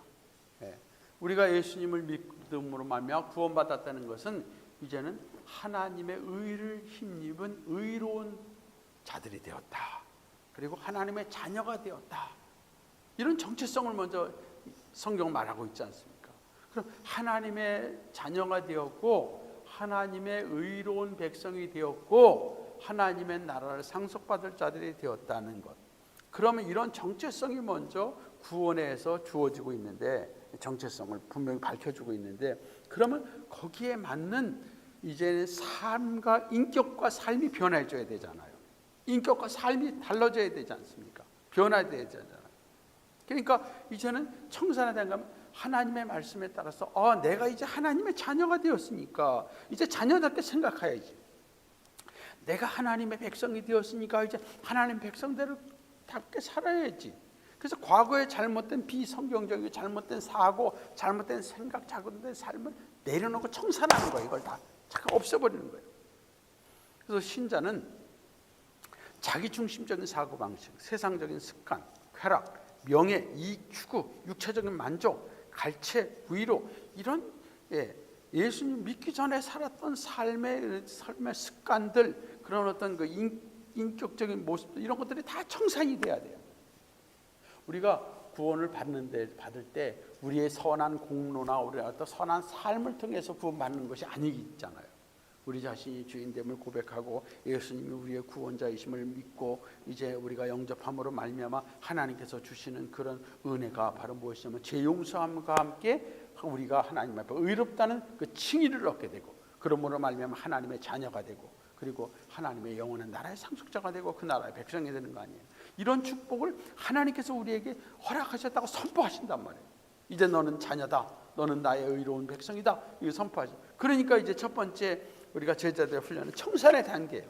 이제는 그 정체성에 맞게, 아이덴티티에 맞게 우리의 삶을 변화시키는 청산, 이제 벗어버리는 거예요. 벗어버리는 거예요. 두 번째, 벗어버리는 것과 함께 이제는 덧입는 배움, 본받음의 단계입니다. 이제는 세상적인 생각, 세상적인 잘못된 방법, 잘못된 삶, 이런 것들을 다 내려놓고 이제는 예수님을 섬기고 예수님이 그런 보여줬던 말씀, 예수님의 그런 삶의 모습을 본받아서 살아가는 그런 배우고 본받는 삶이 두 번째 단계입니다. 우리 그리스도인들은, 이제 구원받은 자들은 예수님의 이름에, 예수님에게 어울리는, 예수님의 제자라는 그런 면에서 어울리도록 모든 면에서 성숙하고 멀쩡, 성숙한 자로서 변화되는 그런 열매를 맺어가는 것이 필요한 거예요. 세 번째로는 이제는 일하는 단계입니다. 일하는 단계예요. 일하는 단계는 뭡니까? 이제는 전도에서 예수님을 본받아 전도하는 것이죠. 가서 또 다른 자를 전하는 거예요. 다른 불신자에게. 제일 먼저는 청산의 단계, 과거에 잘못된 것들을 다 내려놓고 벗어버리고 이제는 변화되는 거예요. 그 다음 두 번째로는 이제 예수님을 본받아서 예수님처럼 살아가고 예수님처럼 삶이 변화되는 거예요. 그 다음에 세 번째로는 이제 예수님 말씀대로 가서 전하는 거예요. 전하는 사역을 행하는 단계다. 이런 사역을 이제 우리가 복음 전도의 사역을 행해야 되는데, 이런 복음 전도의 사역을 우선 중요한 것은 말씀을 통해서 가서 예수 그리스도께서 구원자이시고 당신은 예수 그리스도를 믿어야만이 영원한 하나님 나라의 백성이 될 수 있고, 그렇지 않으면 당신의 운명은 영원한 지옥이라는 것을 성경을 통해서 분명히 말씀을 통해서 전하고요. 그리고 그들을 섬겨주고 그들을 세워주고 봉사하는 이런 걸 통해서 우리의 사역이 이제 계속되는 거죠. 그럼 불신자 그런 제자의 사역이 계속된다는 거예요. 자, 예, 전도라는 것은 우리가 세 번째 사역의 전도는 거기 중간에 나옵니다. 152페이지에 전도는 우리 생활에서 선택의 여지가 있는 장식품이 아니다. 전도는 우리가 부르심을 받은 우리의 생명과 사역을 위하여 모든 것 중에 가장 중요한 심장부이다. 전도는 가장 우리의 중요한 심장부라는 거예요. 심장부. 그러므로 전도 사역에 수장될 때야 비로소 그리스도로 행해지는 다른 사역들 역시 의미가 있는 것이다. 가장 중요한 것을 말하고 있습니다. 전도는 하나의 심장부와 같다는 것. 그리고 전도는 그 장식품이 아니라는 것. 자, 전도는 이웃을 향한 가장 큰 사랑과 섬김의 모습이다. 전도는요. 이웃을 사랑하고 이웃을 섬기는 것 중에 가장 중요한 것은 저들에게 복음을 전하는 거예요. 복음 전도라는 것을 여기서 말하고 있습니다. 예수님께서도 이렇게 이 땅에서 계시는 동안 복음 전도에 힘쓰셨고, 그리고 복음을 위해서 일할 수 있는 그런 복음 전도자를 세우는 이 사역에 예수님은 힘쓰셨다. 예수님 자신이 복음 전도자로 사셨고, 그리고 그런 사람들을 훈련하는데 예수님은 힘을 쓰셨다. 그리고 예수님의 제자들은요, 예수님이 하늘로 올라가신 후에, 승천하신 후에 그들이 열흘 동안의 기도하는 가운데 성령의 충만을 받고, 그리고 나서 저들의 삶은 예수 그리스도의 증인, 위트네스였어요. 예수님의 증인으로 삶을 살다가 결국 마지막 저들은 순교하는 데까지 이르렀습니다. 사도행전에 보면 예수님은 그리스도라. 그리스도가 뭐예요? 그리스도라는 것은 메시아, 하나님께서 보내신 자라는 겁니다. 바로 구원자라는 것을 말합니다. 예수님이 구원자시다. 특히 유대인들에게는 사도행전에 보면 예수님은 그리스도라는 것은 유대인들에게는 구약에서 약속된 메시아라는 거죠. 창세기 3장 15절부터 시작해서 계속 구약에서는 구원자를 하나님 보내실 걸 약속하셨어요. 그래서 이 구원받은 자로서 그 보내는 자로서 메시아를, 구원자를 보내실 건데, 이 하나님이 보내신 자다, 하나님이 세우신 자다, 기름 부어 세우실 자라는 것을 말합니다. 이것이 구약에서 하나의 예표로서 선자들을 하나님이 기름 부어 세우시고, 그리고 왕을 기름 부어 세우시고, 제사장을 기름 부어 세우시고, 이를 통해서 하나의 예표로서 오실 자가 기름 부음 받은 자라고 말씀하고 있습니다. 그래서 예수님께서는 구약에서도 하나님의 선지자들이 오실 그 그리스도를 예표하는, 그리스도를 증거하는 그런 선지자의 사명들이 있었고, 그리고 왕으로서 왕권을 가지고 하나님의 그 통치를 이루어가고, 그리고 제사장으로서 하나님의 구속의 그 대속의 그런 중보자의 역할을 그들이 짐승을 통해서 피를 가지고 하나님 앞에 나가면서 그 일을 이루었습니다. 이런 것들을 친히 예수님이 오셔서, 친히 이 땅에 오셔서 가장 최후의 선자로서 하나님의 계시의 말씀을 온전히 다 선포하셨습니다. 그리고 왕으로서 이 땅에 오셔서 그는 왕권을 가지고 어둠의 악한 사단의 세력까지 물리치시면서 이 땅에서 하나님의 통치를 이루시고, 그리고 제사장으로서 자신의 몸을 친히, 동물이 아닌 자신의 몸을 제물로 드리시면서 우리의 중보의 사역을 이루셨단 말이에요. 그래서 예수님은 구약에서 오실 기름 부음 받은 자, 왕으로서, 선자로서, 제사장으로서 오신 그런 분이라는 것을 유대인들에게 강력하게 증거한 거예요. 그래서 지금도 예수 그리스도라는 것은, 예수님은 구원자다, 구약에서 약속하시고 보내신 바로 하나님의 보냄받은 구원자다, 중보자라는 것을 말씀하고 있습니다. 네, 이렇게 주님의 제자됨의 뚜렷한 모습은, 주님의 제자들의 뚜렷한 모습은 이웃에 대한 사랑을, 그리고 이웃에 대한 사랑은 별로 전도로 나타나야 된다. 뜨거운 열정, 이것이 바로 제자도의 모습이고 이웃사랑의 모습이다. 153페이지입니다. 153페이지에 보면은 거기 제일 위에 첫 번째 패러그래프가 있습니다. 주님의 비전과 사역이 오늘날 우리의 것이 될 때 우리는 비로소 그분의 제자이다. 주님의 비전과 사역의 중심은 잃은 자를 아버지께로 이끄는 것이다.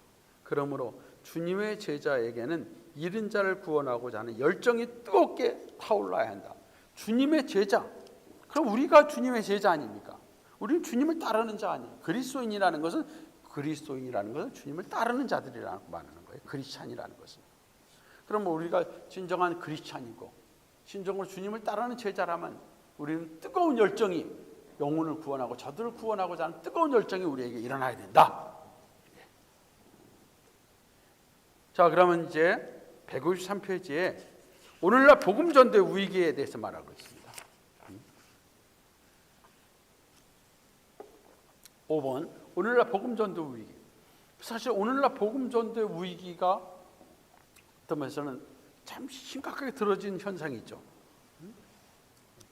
이 복음 전도 오늘 지금 뭐 요즘에 막 전염병으로 인해서 막 이런 참 위기, 뭐 경제적인 위기, 참 이 세상 세계적 위기 하는데 정말 가장 중요한 위기가 이 복음 전도라는 것이 지금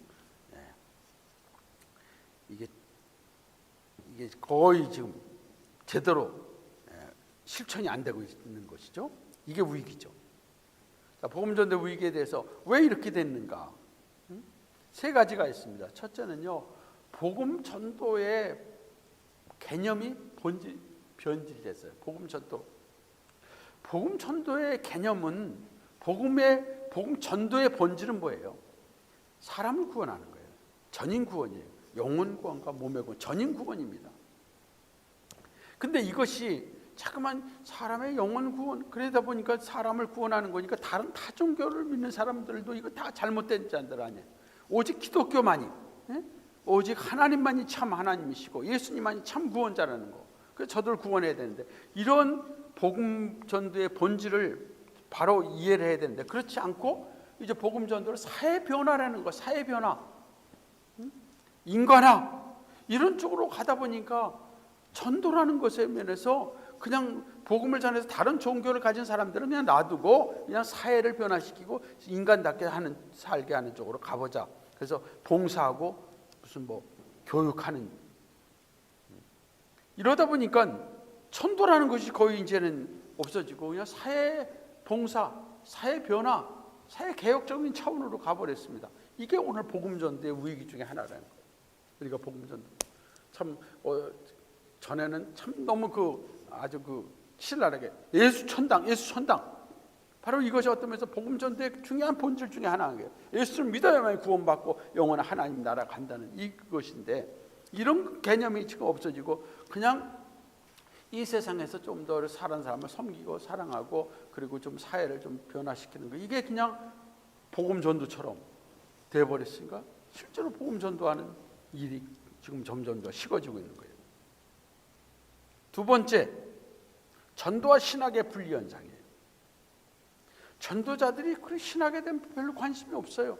복음 전도 이것이 전도자 목회자 그래서 뭐 신학교에서 무슨 뭐 조직 신학과 성경 신학과 무슨 뭐 역사 신학과 이런 거에 대해서 뭐 별로 신경 안 쓰고요. 그냥 목회하면 되는 거고 그냥 뭐 전도하면 되는 건 줄 이렇게 하다 보니까 결국 신학이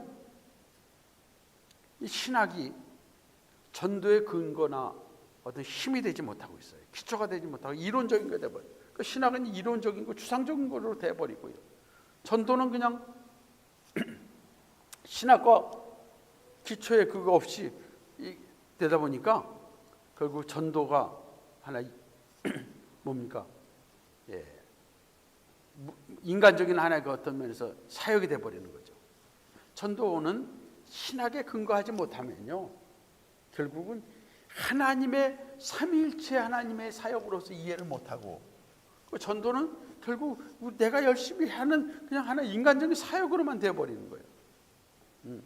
전도는 성부 하나님께서 성자 하나님께서 성령 하나님께서 이루시는 사역이고 그의 사역에 동참하는 우리는 하나님의 동역자라는 이런 전도 신학. 그래서 성경 신학이 중요하고 조직 신학이 중요하고 이것을 충분히 우리가 이해하고 전도와 신학이 잘 연결이 될 때 우리 전도는 진정으로 하나님의 사역이라는 것을 깨닫고 우리가 동참할 수 있는데 그렇지 않을 땐 전도와 신학을 잠깐 분리하다 보면 그냥 인간적인 하나 사역으로만 돼버리고 그것이 복음전도 위기라고 말씀하고 있고요. 두 번째, 세 번째는 뭐냐? 이웃과 지역사회의 필요에 부응하는 성경적이고 효과적인 전도 방법이 부재다. 전도 방법의 부재 현상이다. 효과적인 전도 방법의 대안이 없다, 부족하다. 어떤 방법을 사용하든 목적만 달성하면 된다는 식의 사고방식은 복음전도에 있어서 매우 위험하다. 비성경적, 비윤리적, 반사회적 전도 방식을 배격해야 한다. 이거는 잘못된 좋은 예, 나쁜 예지만 신천지 같은 경우는요, 저들의 전도 방식은요 굉장히 비성경적이고 비윤리적이고 반사회적이잖아요. 가정을 깨버리고요, 우리 교회를 다 깨버리고, 저들은 잘못된 건데, 진정 우리가 효과적인 전도 방법은요, 첫째는 성령님의 역사에 의존해야 되겠고요. 그 다음에 두 번째로는 복음을 전하되 함께 봉사하고 구제하고 또 그들을 도와주고 하는 그런 교육, 그런 것과 잘 연관시켜서 해야 된다는 거. 그래서 오늘날 이 전도는 관계망 전도라는 것이 또 필요한 하나의 전도의 중요한 방법으로 제시가 될 수 있습니다. 전도 방법으로. 그래서 효과적인 전도 방법을 잘 우리가 마련해야 되는데, 그 중에서 중요한 건 첫째는 성령님의 역사에 의존하도록 해야 되는 것이고, 그리고 나서 우리가 어떻게 복음을 전해야 될지 방법론적인 면에서 이제 전도망, 관계망 전도 우리가 생각해야 되겠다.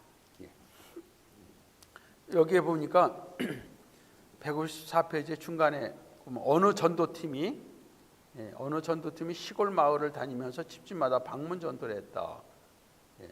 그들은 각 집에서 10분씩 전도하고 마지막에는 그 복음을 믿으면 천국 갈 것이고 그렇지 않으면 영원한 지옥불에 들어갈 것이라 경고하는 것이 있지 않았다. 그들은 그런 식으로 여러 마을을 전도하고 떠났다. 그 결과 어떻게 되었을까? 어느 선교사는 그 지역에 들어갔는데 그 마을 사람들이 반기독교적인 감정으로 가득 차 있다. 저는 이건 복음의 핵심인데 중요하죠. 믿으면 구원받는 것이고 믿지 않으면 영원한 지옥 형벌 당하는 것이 결론적인데, 어떤 면에서 복음 전도를 하되 어떤 면에서 그냥 하나의 정지하는 걸로 선포하고 정지하는 것으로만 이렇게 해버리면 또 문제가 되는 거죠.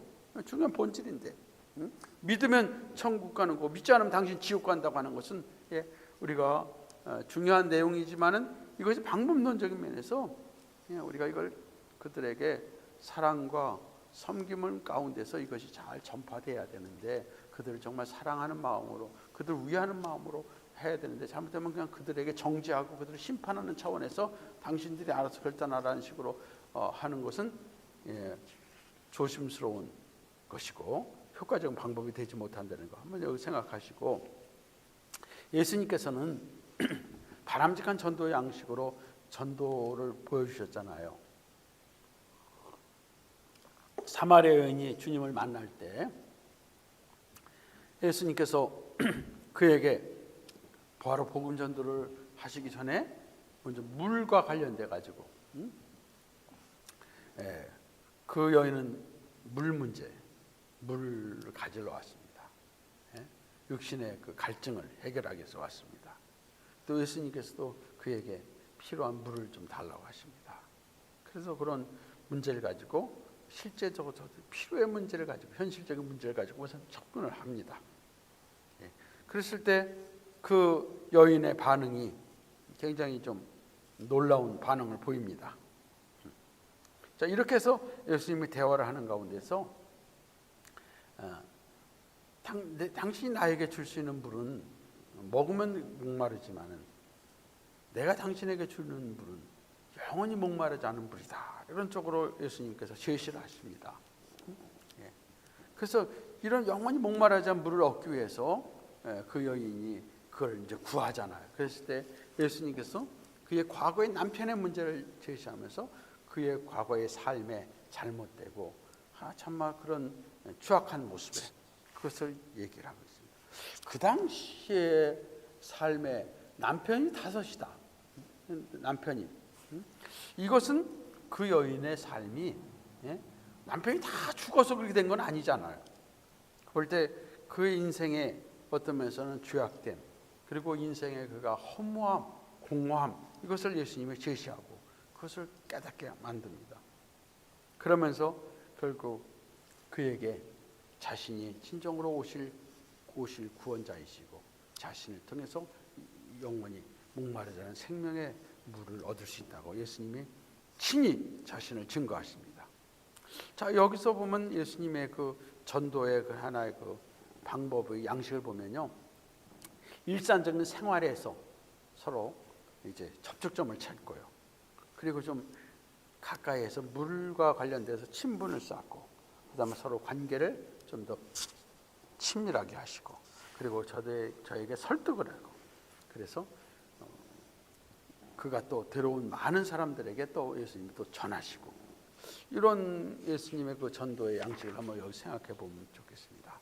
자, 그래서 155페이지에 일상생활 전도라는 것, 예수님께서 Daily Life Evangelism, 우리가 일상생활의 문제로 각자 여러 가지 사람들이 어렵고 힘들고, 어떤 사람 병든 사람, 어떤 사람은 경제적인 문제, 어떤 사람 여러 가지 문제, 참 인생의 문제, 그런 질병의 문제, 여러 가지 문제들이 있을 때 그 문제를 놓고 같이 대화를 하면서 그 문제의 진정한 해결을 어떻게 할 수 있을 것인가. 그래서 일상생활의 여러 가지 문제점들을 가지고 접근하는 것, 이것도 중요하고, 그 다음에 두 번째는 친분 전도. 그냥 막 만나자마자 그냥 바로 사형리를 꺼낸다든가, 만나자마자 바로 그냥 전도를 하는 것보다는 먼저 가까이에서 그와 서로 간에 그 관심을 같이 나누면서 친밀한 관계를 가지고, 그리고 나서 이제 그의 마음이 좀 이렇게 오픈이 되도록 하는 거죠. 그다음에 세 번째, 관계 중심 전도예요. 관계 중심 전도는요, 관계 서로 간의 그 릴레이션십의 관계를 좀 더 이렇게 갖는 것을 말합니다. 그래서 서로 대화를 좀 더 통하고 대화를 하고, 그러는 가운데 점점 그와 이웃이 되고 그와 가까운 그런 관계를 이제 맺어가는 거죠. 관계 중심 전도입니다. 이것은 오늘날 우리에게 있어서 가정이라든가 친구라든가 주 이웃이라든가 이런 사람들이 주로 관계를 가진 사람들 아닙니까? 그런 관계가 나쁜 관계가 되지 않도록 좋은 관계를 맺어가면서 우리가 그런 관계 속에서 그들에게 복음을 전하는 거죠. 그다음 설득하는 전도, 설득 전도. 단순한 육신적인 갈급함만이 아니라 진정으로 영적인 갈급함이 얼마나 중요한 것인가. 영적인 영혼이 그 심령 속에서 주어지는 그런 일어나는 그런 생수, 그것이 영적인 그것이 가장 중요하다는 것을 설득하는 거죠. 육신적인 물은 잠깐 먹으면 끝나지만 영생하도록 솟아나는 그 샘물을 먹어야 된다. 이게 설득이죠. 이 땅에서 잠시의 축복이 중요한 것이 아니라 영원한 구원의 축복이 중요하다. 설득하는 거죠. 그룹 전도가 나옵니다. 그룹 전도는 사마리아 여인이 가서 전도해서 여러 사람을 데려왔을 때 그들에게 예수님께서 또 전하면서 그들에게 구원의 그런 축복에 참여하도록 하는 것입니다. 자, 오늘 156페이지에 보면 한 개인은, 마지막입니다. 한 개인은 다만 그 한 개인으로 그치는 것이 아니다. 모든 인간은 관계의 고리로 서로 엮어져 있다. 한 개인을 당기면 다른 개인들이 쭉 딸려 나오는 것이다. 그러므로 전도자는 그러한 인간관계망을 염두에 두고 그룹 전도를 시도하는 것이 좋다. 한 개인도 좋지만 일련의 그룹이 주님께 온다는 것은 더욱 고무적인 일이 아닐 수 없다. 자, 오늘 28장인데요. 우리 잠깐 쉬었다가 할까요? 바로 그냥 해도 되겠습니다. 28장, 28장하고 마치도록 하겠습니다. 28장. 자, 관계망 복음 전도입니다.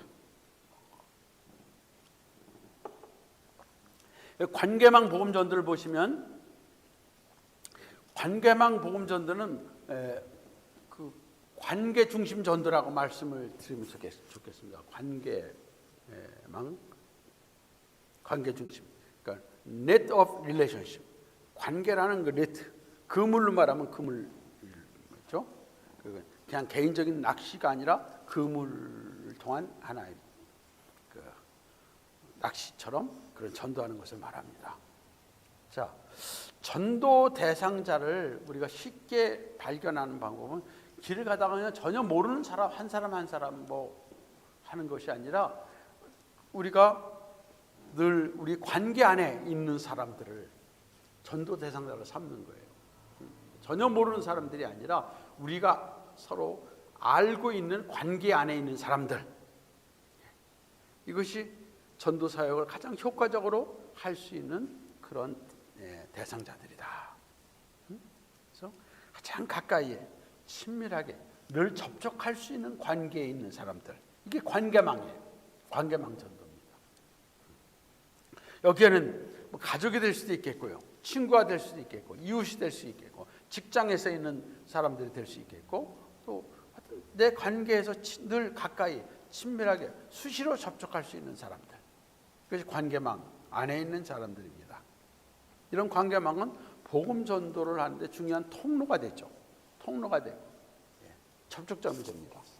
그래서 맥가브라는 이 관계망을 복음 전도의 하나의 중요한 브릿지, 다리로서, 통로로서 이해를 했습니다. 자, 보시죠. 예수 그리스도는 구세주요, 당신이 발견한 값비싼 진주이기 때문에, 그리고 당신은 당신 가족의 충성된 성원이므로 구원을 혼자 은밀히 누리고자 해서는 안 된다. 당신이 해야 할 첫 번째 일은 당신이 새로 발견한 보화를 당신의 사랑하는 사람들과 나누는 것이다.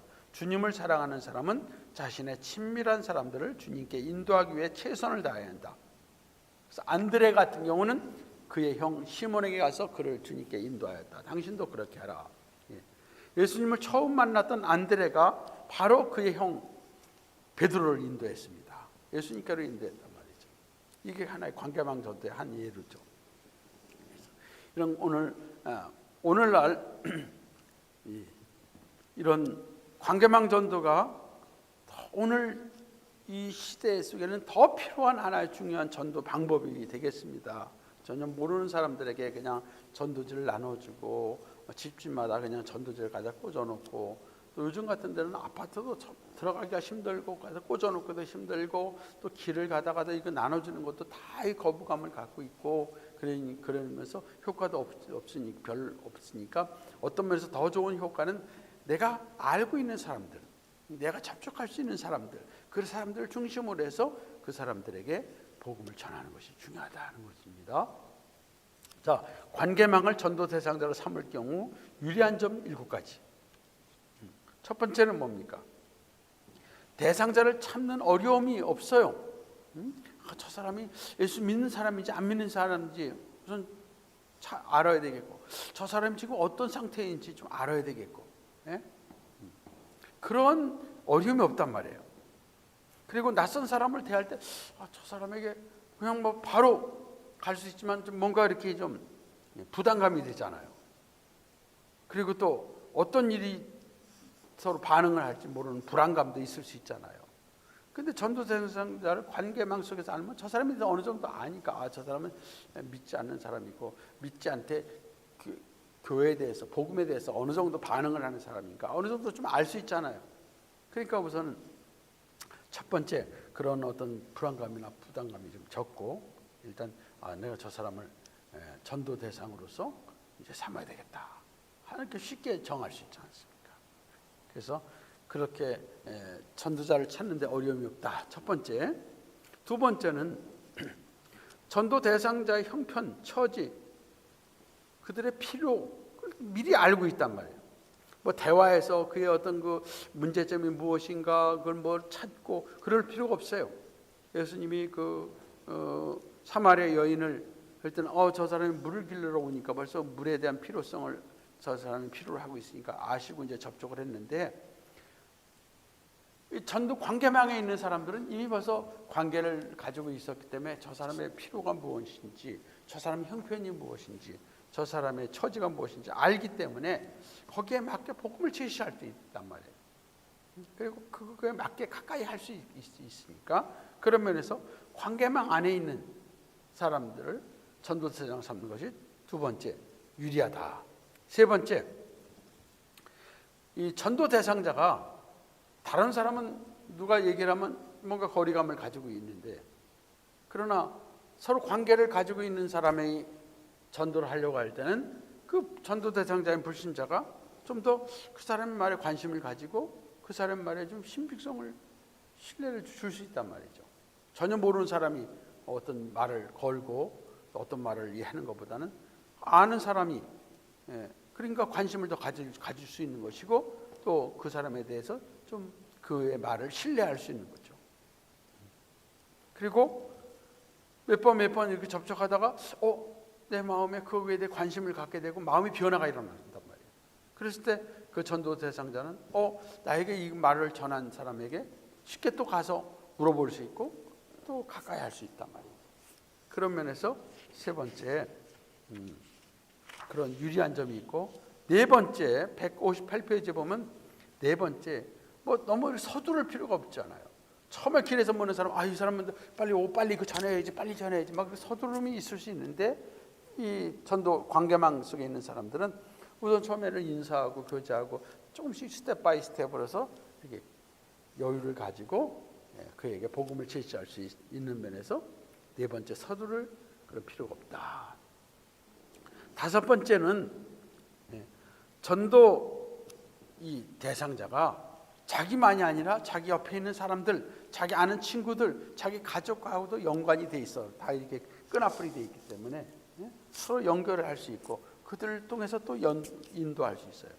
또 인도할 수 있고, 그런 어떤 끈앞풀이 연결이 될 수 있다는 것. 사도행전 같은 경우는 그 한 사람이 믿음으로 그 집안이, 그 가족이 함께 믿는 그런 역사가 일어난 것을 많이 볼 수 있지 않습니까? 그다음 여섯 번째, 관계망 안에서는 관계를 더욱더 발전시켜 나갈 수 있어요. 그래서 관계망에 있는 사람들에게 내가 복음 전도를 해야 되겠다 할 때는 그 사람과의 관계를 좀 더 친밀하게, 더 가까이 관계를 좀 발전시켜 나갈 수 있는, 그래서 조금씩 그리고 난 다음에 그가 복음을 받아들이고 믿게 될 때 그를 좀 더 그를 잘 도와줄 수 있고, 그를 인도해 줄 수 있고, 그런 면에서 관계를 더욱더 친밀하게 가까이 할 수 있게 된다. 그 다음에 마지막 일곱 번째는 그가 늘 가까이 관계를 가지고 있는 사람이기 때문에 교회 생활을 하고 이제 교회를 다니게 되고, 그런 가운데서 혹시 또 어려움이 있거나 시험에 들거나 있을 때는 바로 그를 도와줄 수 있으면서 그를 잘 이렇게 주위에서 그를 가까이 그를 세워줄 수 있다는 거죠. 이런 면에서 관계망 전도가 보다 더 효과적이고요. 그리고 그 전도한 그 사람들이 또 다른 관계망을 가지고 있으니까 관계망을 하다 보면 결국 많이 연관되잖아요. 좀 좋지 않은 예지만은 이런 코로나 바이러스 같은 경우에 한 사람이 가지고 그 사람이 자기 양성 반응을 하면요, 그 사람 때문에 자기 때문에 또 주위에 있는 사람들에게 또 그걸 전파하잖아요. 그럼 그 사람이 또 전파하고, 그래서 슈퍼 전파자라는 말도 있지 않습니까? 이런 면에서 이 바이러스가 막 전파가 되니까 급속도로 퍼질 수 있어서 요즘에 그래서 사회적 거리두기라는 것을 강력하게 지금 실천하고 있지 않습니까? 우리가 긍정적인 면에서 보면 한 사람 한 사람을 구원해서 그들이 예수님께로 나오고 구원받아서 그들이 귀한 구원의 축복에 참여했을 때 그를 통해서 또 다른 사람들이 구원받게 하는 영향력을 전파할 수 있는 거죠. 예수님께서 그런 하나의 예를 말씀하셨습니다. 전도적인 측면에서 살펴보면요, 이 부자와 나사로의 그런 말씀입니다. 부자와 나사로가 이 세상을 살다가 다 죽었습니다. 그런데 부자는 하나님을 섬기지 않고 세상의 재물을 섬기면서 결국은 그는 재물과 함께 죽게 했습니다. 모든 걸 다 잃어버리고 영원한 지옥으로 갔습니다. 그런데 나사로는 이 세상에서 가난해가지고 정말 쓰레기를 뒤져 먹을 정도로, 그리고 몸이 병들어서 막 진물이나 개가 와서 핥을 정도로, 그렇게 물질적으로 건강적인 면에서는 정말 그는 이상가 없지만 그는 하나님을 의지하고 하나님을 바라보면서 이 세상은 잠깐이지만 영원한 하나님 나라를 바라보면서 살다가 영원한 나라로 갔습니다. 그래서 영원한 나라로 갔습니다. 그리고 난 다음에 죽고 난 이후에 부자는 지옥에 가서 고통을 당하고 나사로는 영원한 하나님의 영광스러운 나라에 갔습니다. 그것이 하나의 실제 예수님의 말씀이에요. 그런데 그것을 지옥에 있는 부자가 보고 얘기를 하지 않습니까? 그 옆에 있는 아브라함에게 그 얘기를 합니다. 아버지 아브라함을 아버지라고 부르는 걸 보면은 이 부자는 그 아브라함에 대해서 모르는 사람이 아니에요. 어느 정도 알지만 믿었던 사람은 아니고 지식적으로 아는 사람이라면 하나의 그 당시에 그런 하나의 그 유대인들, 바리새인이나 사두개인 이런 사람들 중에 한 사람이라고 말할 수 있겠고요. 나사로를 내 아버지 내 집에 보내요. 내 형제 5이 있으니 그들에게 내 아버지 집에 보내달라 그래요. 자기 집에. 그러니까 결국 뭡니까? 자기 형제들이 살고 있는데 아버지 집에서 함께 살고 있었던 것 같아요. 근데 그 형제에게 보내서 그들로 이 고통받는 곳에 오지 않게 해달라. 자기가 가서 전하게 해달라고도 했고요. 아니면 나사로를 보내서 오지 않게 하소서 이렇게 했습니다. 그때 예수님께서는 이 땅에 있는 동안에 선자들을 통해서 모세나 선자를 통해서 전하는 이 말씀을 듣지 않으면 죽은 자가 살아나서 전한다 할지라도 듣지 않는다 이렇게 말씀하고 있습니다. 결국 이 땅에서 전도자들이 복음의 말씀을 듣고 그들이 영접함으로 구원받을 수 있는 기회라는 거죠. 그러니까 이 땅에서 이 땅만이 그들이 복음을 들을 수 있는 기회라는 거예요. 복음 전도의 기회라는 것을 여기서 말하고 있습니다. 죽고 나면 끝이네. 더 이상 기회가 없다는 거. 그래서 죽기 전에 복음 전도의 책임을 다해야 된다는 것을 여기서 말씀하고 있습니다. 자, 158페이지에 목자 없이 헤매이고 있는 수백만 영혼들의 시편 23편. 자, 이거는 뭡니까? 한번 읽어보시면 좋겠습니다. 나는 목자 없이 헤매고 있어요. 내 영은 피곤하고 목이 말라 있어도 아무도 나를 푸른 초장과 잔잔한 물가로 인도해 주지 않아요. 나는 길을 잃어 갈 바를 모르는데 누가 나를 소생의 길로 인도해 줄 수 있을까요? 내가 사망의 음침한 골짜기를 다닐 때 상하고 찔려 있어도 나를 위해 상을 베푸는 자가 아무도 없어요. 다만 해치려는 원수들로 에워싸여 있어요. 아무도 내 머리에 기름을 발라주지 않고 내 잔은 홀로 비어 있어요. 내 평생은 실망과 기만으로 가득 차 있을 뿐 내게는 돌아갈 본향이 없어요. 나는 언제까지나 이 질고의 집에서 살아야만 할까요? 시편 23편은 다윗이 구원받은 다윗이 그 고난 속에서 22장에 보면 다윗이 당한 고난을 쭉 얘기하고 있습니다. 이런 고난 속에서 다윗은 하나님의 구원의 그 영광을 바라보면서 하나님이 나의 구원자시는 걸 바라보면서 그는 23편을 기록한 거 아니에요? 근데 이거 불신자들의 영혼에 그 다윗 구원받은 다윗의 시편이 아니라 불신자들의 그런 시편 23편으로 바꿔버린 겁니다. 자, 두 번째 159페이지 관계망 전도의 성경적인 신뢰. 관계망 전도. 예수님께서는 다양한 방법으로 전도하셨죠. 예수님은 정말 그 개인적으로 직접적으로 전도하시기도 하고 또는 여러 대중을 많이 모아놓고 수만 명을 모아놓고도 전도하시기도 하고 그러는 가운데서 예수님 특별히 관계망 전도에 대해서도 예수님 그런 관심을 가지셨어요. 그래서 예수님께서 한 예로 거라사 지방에서 군대 귀신 들린 자, 군대 귀신이라는 귀신이 그냥 군대처럼 수천의 그 귀신이 그냥 그 안에 들어가 있으니까 얼마나 그 사람이 강력한 귀신에게 붙잡힌 사람입니까? 이 귀신들을 내쫓았습니다. 예수님께서. 그리고 난 다음에 그 사람에게 그 사람이 예수님을 따르겠다고 했을 때 그 사람이 너는 집에 가서 내 가족에게 가서 주께서 얼마큼 하나님께서 이 놀라운 일을 너에게 했고 너를 불쌍히 해서 구원하신 것을 가서 전하라. 그러니까 이 사람은 귀신이 내쫓김을 받았다는 것뿐만 아니라 그가 결국 예수님을 통해서 구원받은 그런 축복을 받은 겁니다. 구원의 축복을 받은 거예요. 그거 가서 내 가족에게 전하라, 그걸 말하고 있습니다. 이것은 예수님께서는 관계망 전도에 한 신뢰를 말씀하고 있죠. 가족에게 가서 전하라, 내 가까운 이웃에게 가서 전하라. 이런 관계망 전도가 초대교회에서 참 주로 이루어졌습니다. 사도 바울의 전략은요, 그냥 1대1의 것보다는 이런 그런 관계망 전도에 주로 중심을 많이 뒀습니다.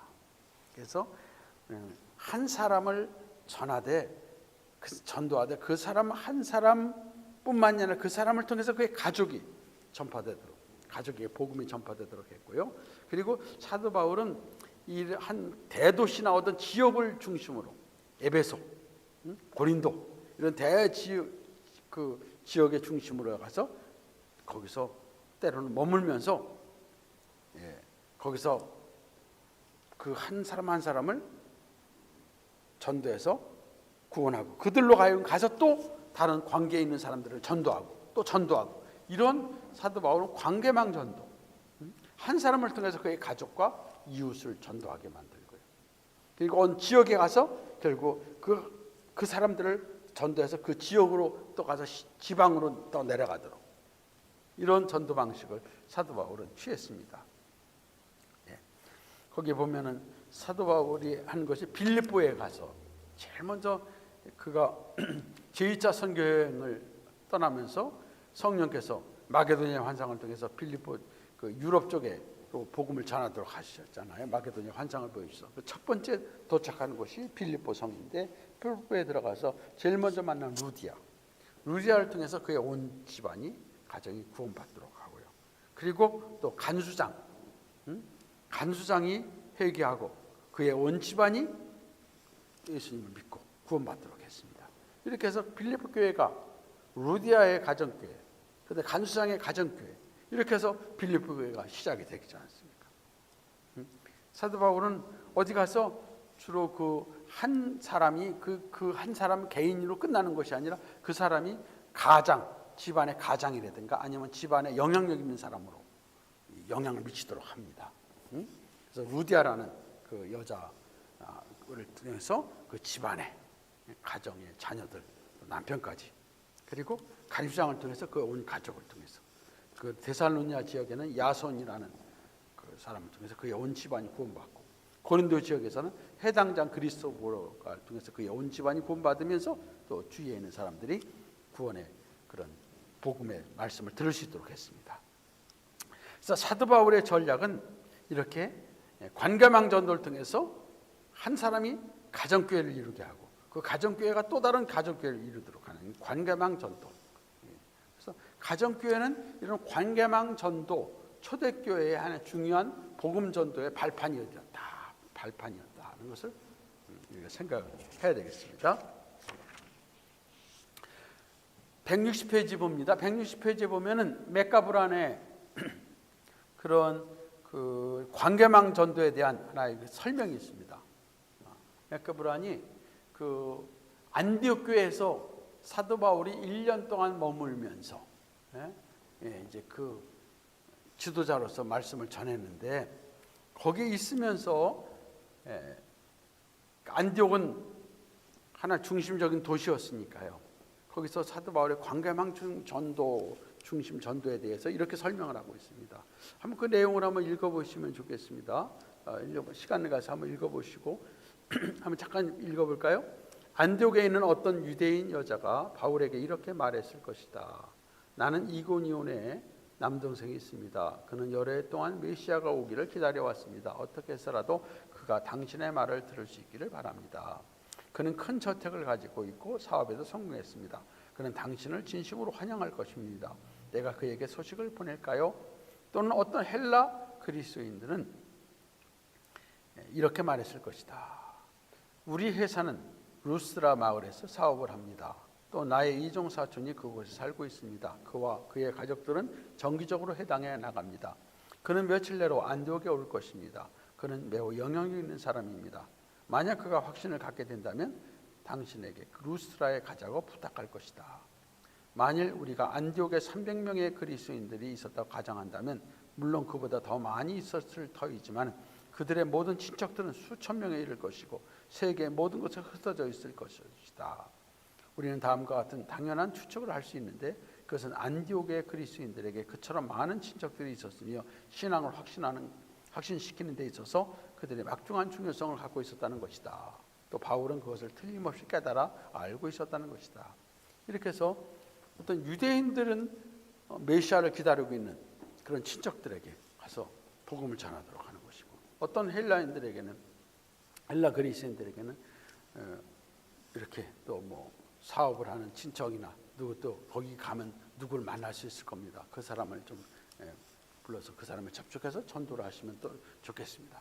이렇게 관계망 전도에 대해서 사도 바울은 안디옥에서 여러 사람에게 그런 제시를 받았을 것이고, 또 그렇게 해서 또 안디옥을 중심으로 해서 복음이 전파됐을 것이다. 초대교회는 이렇게 핵심적인 전도 전략으로서 이런 관계망 전도를 중시 여겨서 이렇게 한 사람을 통해서 또 다른 관계에 있는 사람들을 전도하는 것처럼 이것이 오늘날 우리에게도 지금 현재에도 가장 중요한 전도의 양식이다, 방법이다. 그런 걸 생각하시고, 자, 오늘 이제 여기까지만 하고 마치겠는데 160페이지에 제일 마지막 부분만 읽고 마치겠습니다. 초대교회 핵심적인 전도 전략이었던 관계망 전도는 오늘날에도 여전히 효과적이다. 왜냐하면 초대교회 시대의 사회와 마찬가지로 오늘날의 사회도 여전히 인간과 인간 사이를 관계망이 연결하고 있고, 그 관계망은 한 인간의 감정, 사상, 경험, 느낌 등이 다른 인간에게 전달되는 가장 중요한 통로 구실을 하기 때문이다. 우리 그리스도인들은 그 통로를 통해 그리스도의 기쁜 소식, 복음이 흐르도록 해야 한다. 기도하겠습니다. 하나님 아버지 감사합니다. 오늘도 귀한 관계망 전도를 중심으로 우리 복음 전도에 대해 살폈습니다. 복음 전도 삼위일체 하나님의 귀한 사역이며 하나님의 소원이며 하나님의 명령이고 예수 그리스도의 성취의 귀한 역사이며 또 성령님께서 오셔서 이루시는 일들입니다. 이것을 잘 깨닫고 오늘도 우리가 주님 오실 그날까지 우리의 삶 속에서 예수 그리스도의 증인으로서의 귀한 사명을 잘 감당하도록 하나님 도와주시고 성령 하나님 역사하시고 우리를 사용하시고 우리 주님 홀로 영광을 받으시옵소서. 예수님의 이름으로 기도드리옵나이다.